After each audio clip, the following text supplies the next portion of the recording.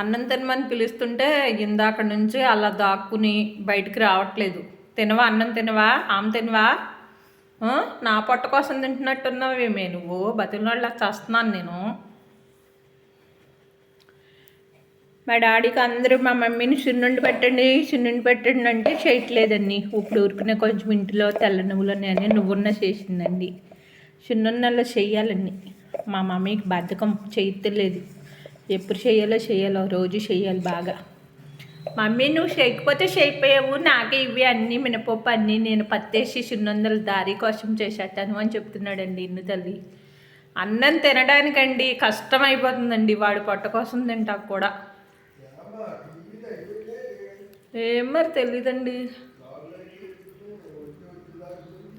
ఏనా ఇటు చూడు, ఇన్ను తల్లి బయటకు వస్తావా రావా? ఈగలండి బాబు, ఈ ఈగల కాలం ఏంట్రా దేవుడా. బాబు కాలమో కాదో కానండి, ఆ పామాయిల తోటలో కోడెరువు పోసేస్తారు. దమ్మ బయటకు వచ్చేయనన్నా. బాగా వచ్చినాయి కదండి నువ్వు. బెల్లం తక్కువ వేసానండి, ఎక్కువ ఇలా.